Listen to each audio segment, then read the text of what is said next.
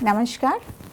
Every human being has a dream, but in the long run, we prefer to ignore or sidetrack those dreams, citing reasons like priorities, responsibilities, family or society's pressures, or lack of opportunities.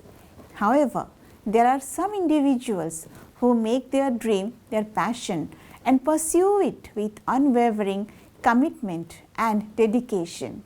For them, the stumbling blocks become their stepping stones. Today we have with us one such personality, one such lady who in the process of chasing her dreams crossed continents, developed roots in a foreign land and established herself as a doyen in her chosen field of art. Yes, we are talking about Padmashree Dr. Ileana Citaristi, who developed a fascination for Indian dance forms at a very young age, and in the year 1978 she came to India from Italy to learn them. Today she is an exponent in not only a classical dance form like Odissi, but also a martial art based dance form like Chow. It's a privilege to have her here in Rourkela Still Television. Ma'am, welcome to our studio. Namaskar. Thank you so much, ma'am, for coming to our studio and giving us that much of time. Ma'am, we would like to know about your childhood age in Italy, your family. Yes, I am from Italy, from Bergamo. It's a relatively not a big town near Milano, but it's a very historical place, beautiful place. My father was a professor of Italian literature. My mother was a headmistress. My father was also, he had also a publishing book house, and he was also a politician. So I grew up in a very conservative atmosphere. So what it became later on, nobody was expecting, even especially my parents. My father would have thought that I would continue academic studies. Yes. I was good in studies, and or maybe take up his publishing book house, or continue in a very normal or traditional life. But then life took me differently, and I could not adjust myself in things which were already prepared for me. So I had to, and it was not easy to, I mean, I had to really revolt and rebel. Yes, it is very difficult to convince your parents. Yeah, it was more than convinced, I just did it, and it was a continuous rebellion, phase by phase. Of course, there was in the 80s, there was a lot of movement around which was the same, had the same rebellion in all the young people. Actually, they wanted to, they were not happy with that kind of bourgeois type of thinking and life. So there was student movement, feminist movement. So I was part of that movement.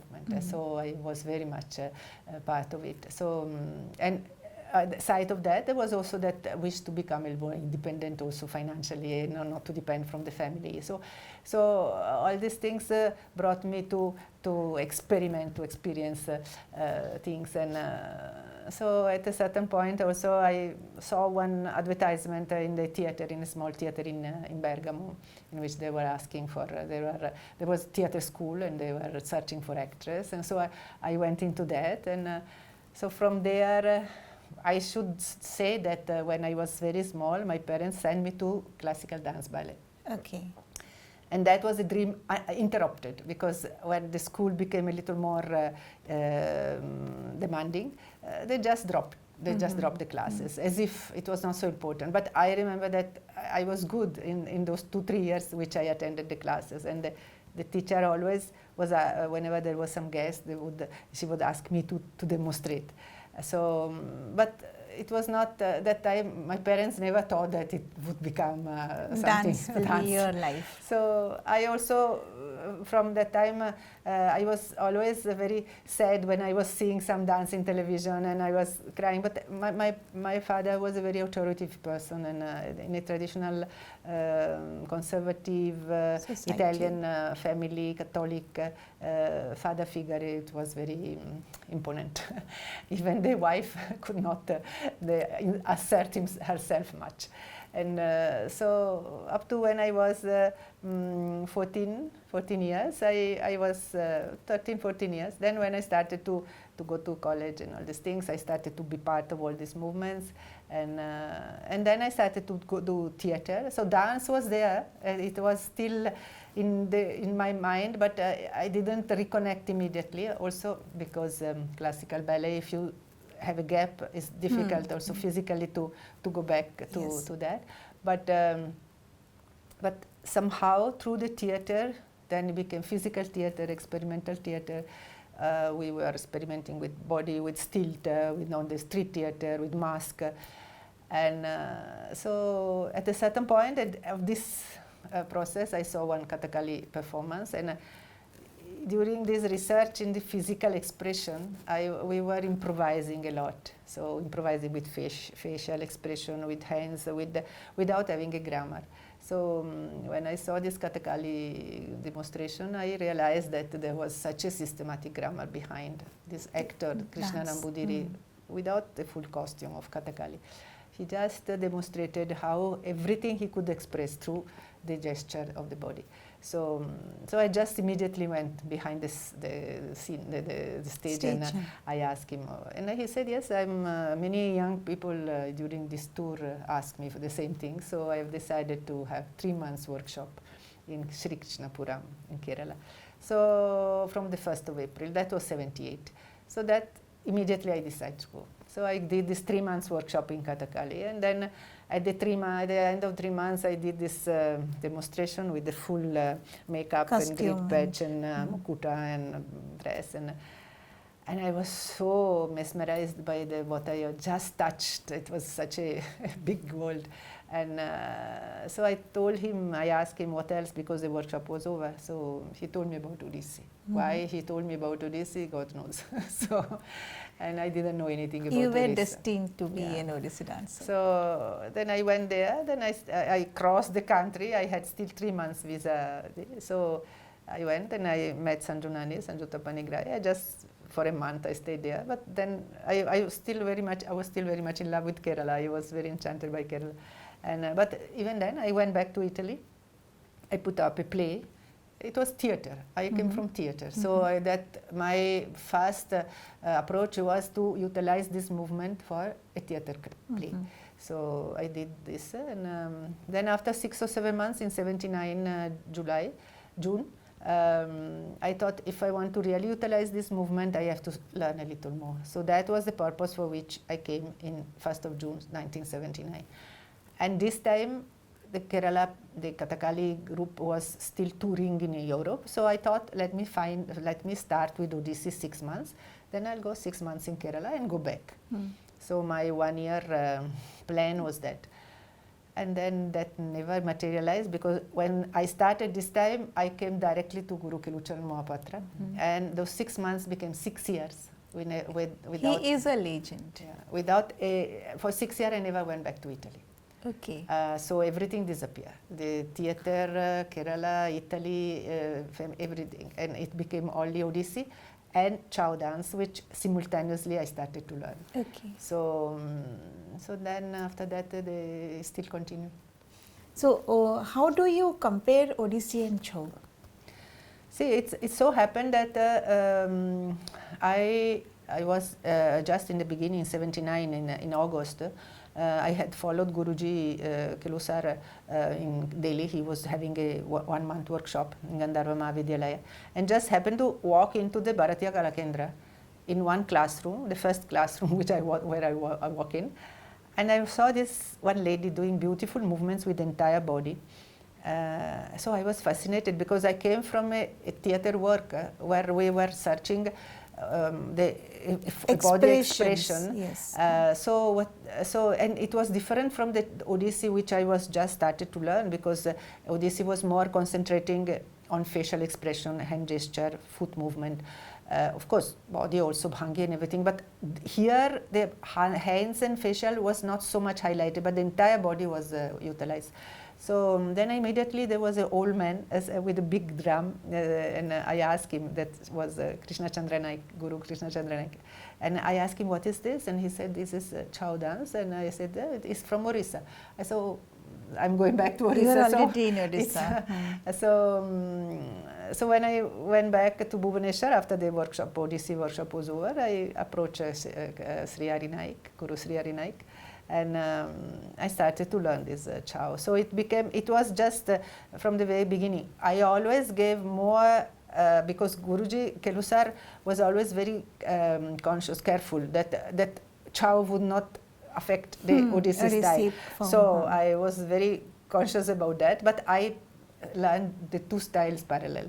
And I feel that are complementary to each other, in a sense that the Odissi gives grace and control to the Chow, and the Chow gives stamina, balance, sense of balance to the Odissi. But and they are coming from the same soil, so the Tribhangi or flexion of the body is similar, but then the utilization of the legs, there is a lot of legs elevation in Chow, whereas it is very more heart-bound, the Odissi one. So one has to, one can learn it simultaneously, but I was always very conscious to keep them separate. Yeah.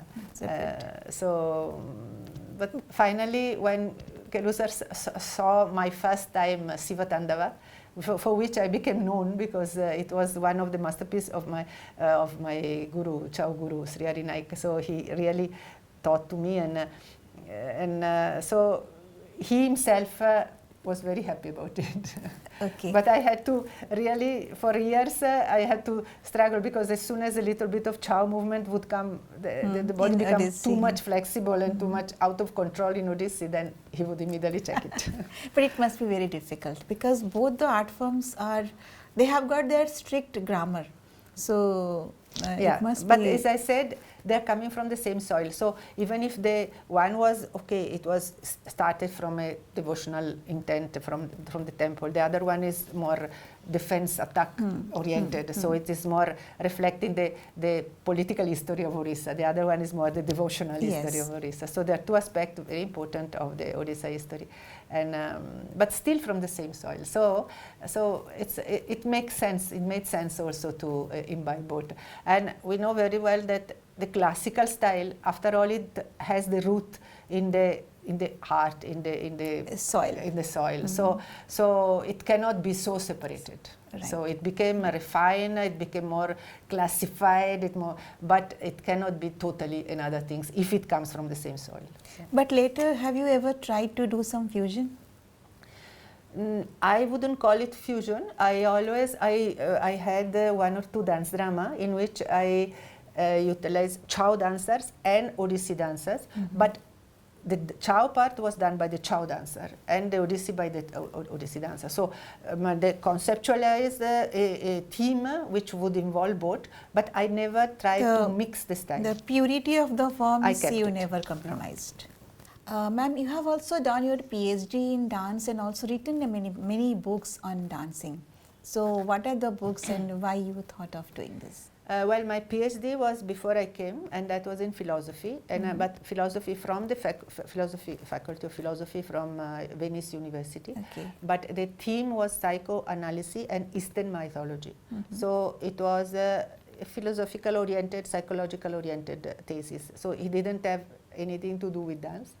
Although, of course, later on when I started to dance in India, I utilized certain concepts and express it through dance choreography. But at that point, the thesis didn't have anything of dance in it. But now the books which I've written, the first one was The Making of a Guru, and it is the life and times of Guru Kirucharan Mohapatra. So it's a biographical book on him, on his story. And when you write about such a guru who really was the pioneer, and he Yes. came up in the context of the 20s and 30s, 40s in Orissa, where things were changing, moving up. The performing arts scenery was emerging, and so I had to touch so many other aspects. So I have to meet a lot of other people. So you have to showcase the entire social context, gamut also. So, and that was a very a book which will remain as a landmark in my my history, and also in the history of Odissi dance, because there was no book written on his life and on those years specifically. So then after that, the second book was on the Paiko of Orissa. The third one was on my own story, my journey, A Tale of Two Birds, is autobiographical. And so I think the people have enjoyed a lot to read my first period before coming to India. Before coming to all India. My rebellion and all these things. I mean, from the feedback of the people. And then I wrote these other two I've written during the COVID time. One was the Orissi and the Gita Govinda. Okay. So that is a book which is very useful for any Odissi student, because it has different chapters and touches different aspects of the Orissa cultural map. And with the Gita Govinda as a trademark, as a leitmotif. So the Gita Govinda is a string which keeps together all these different aspects.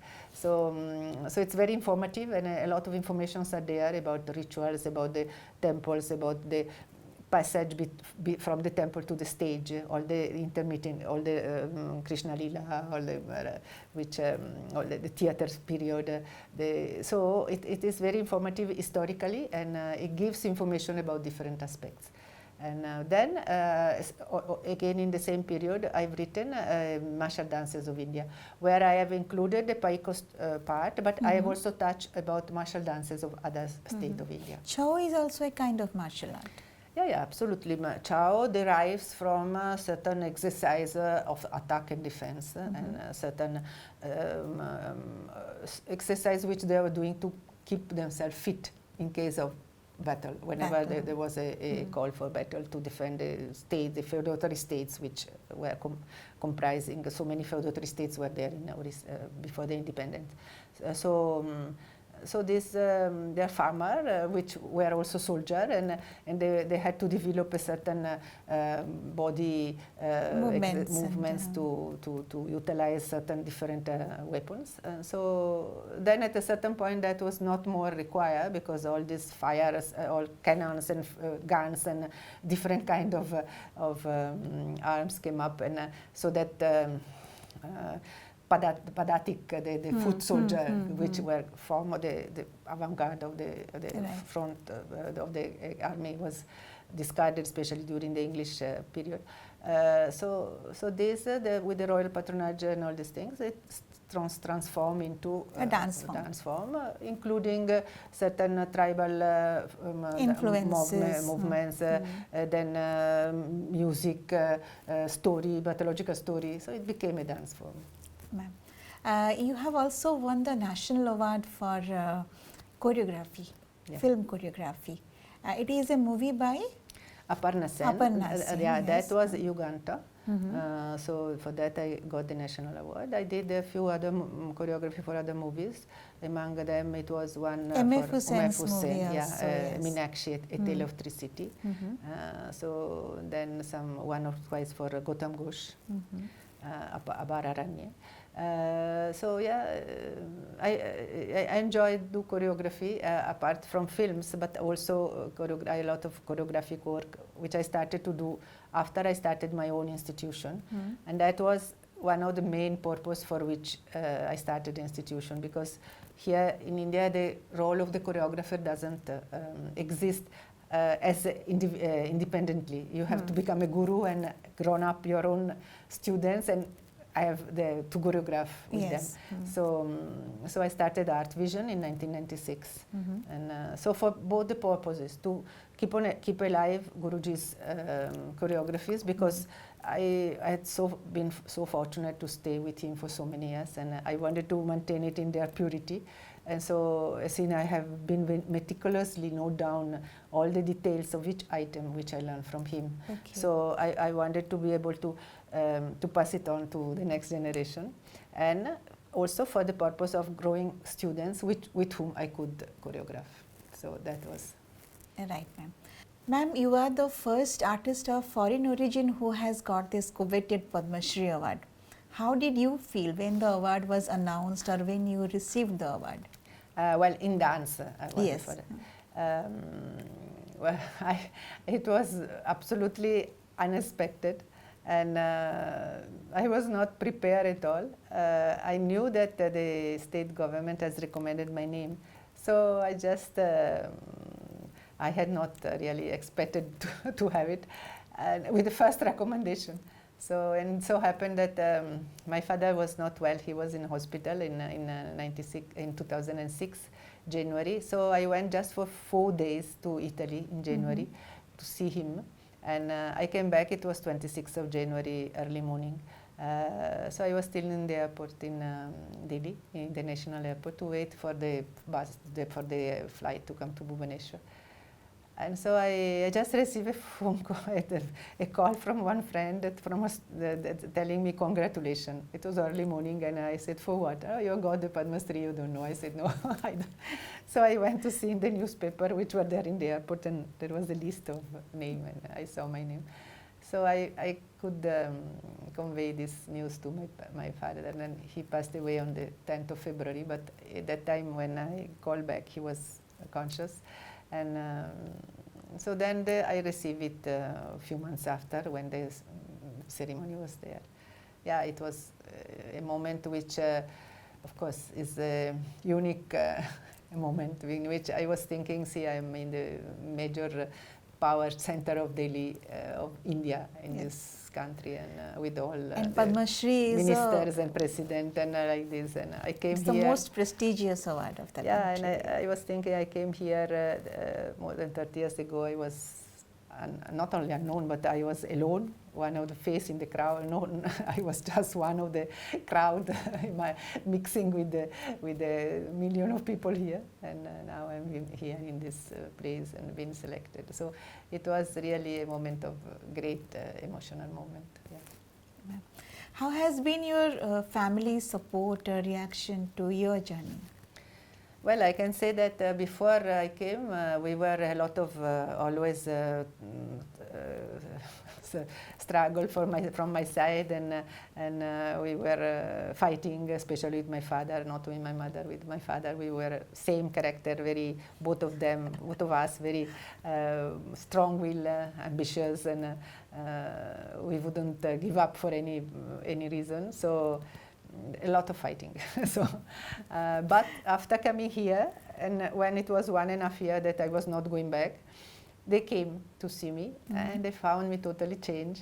So at peace with myself. They met Guruji. They saw that I was a paying guest in Cuttack, and so the place where I was staying, and they got convinced that there was nothing to say, that there was nothing to do. I had actually found what I was searching for. So then of course they had to come another two times, because for 6 years I never went back. But then after I started to go back, it was my mother actually that helped me to arrange some arrangements. I was giving her the home duty, and she was calling the different festival organizer, proposing the performance. So she was helping me. She became she became a sort of impresario without having any background in that, just for the sake of seeing her daughter back for a little while. And so she helped. We had beautiful performance. I was in tour with my musician in Italy. In How festival. has been the people's response there? In the beginning they didn't know. Even the organizer was always a little bit hesitant to accept, because they didn't know exactly. And there was this strange idea that maybe it would be something very meditative, spiritual, very slow, very. I mean, without knowing. but after the performance, there was always such a good, enthusiastic response. But even then, for the next season, would be difficult again to get a real professional impresario or agent, because everybody would come after the performance to propose. I would like to include this performance in my next calendar to propose for the next season. But then everybody were realizing that it was not so easy to sell and to place this kind of performance, because there was not enough knowledge about it among the organizers. So slowly, it was always again the mother who would pick up again the list of festival and again going for. But we really managed to do in the 80s and 90s to place this performance either solo with musicians or with my dancer, with the choreography after I started to have my school, and in very established dance festival in Italy. So my aim was not to place it on the fringe or something which would only be related with the exotic India, with the curry and elephant, and I wanted to place this as a dance performance in dance festival. So that was my aim, and we really managed to do it with quite just for 10-20 years. Every year or alternate year, we would be able to. Sometimes sponsored by the ICCR, sometimes with some ticket given by the tourism. So we managed to come with the expenses also. It was not easy to have a group going there, and it must be very expensive. Yeah, and we had to have a tour at least with a number of performances which would recover and for the expenses. So that had to be organized well in advance. It could not be only one performance and come back. So, but somehow things were, even without internet, without all those information of nothing, web and digital age, without Insta, without anything, and myself also, for the first 12 years operating from Cuttack, where I didn't have even a personal phone landline. I was depending from my guest, where I was a paying guest, and my host. And after that, I moved to Bhubaneswar. Of course, then slowly, at least I had a landline. Then the era of the cell phone came, but much later. So, yeah, still. So you have been the ambassador of Odissi dance in Italy. Yeah, in a sense, yes, I can say that. Yeah. So, now that you have made Odisha your home, how was the experience of adopting or adapting here? Oh, that it happened on its own. It happened long ago. I mean, I suppose it just with this dance you actually enter into the core or the center of the culture. So you have to familiarize yourself with so many things, not only with the language, with the rituals, with the literature, with the postures, with the gestures, so you really, it's a key to enter into so many, into the very deep aspect of the culture. Heart of Odisha. So you are absorbing it, it becomes something natural. You don't really are so much conscious. Maybe if somebody comes and study from the anthropological point of view, from the outside point of view, he can scientifically, but other way, if you are yourself living this experience, it becomes almost a natural absorption of the culture. Yours is a very motivational story, ma'am, for others also. So, ma'am, what are the future plans? Well, I don't know. I never had future plans before also. It just, I just follow. Went with the flow. Yeah, I go with the flow. I have a lot of faith in life. So I think life is deciding on itself. Thank you so much, ma'am, for giving us time and coming to our TV center. My pleasure. Thank you. Thank you. Namaskar.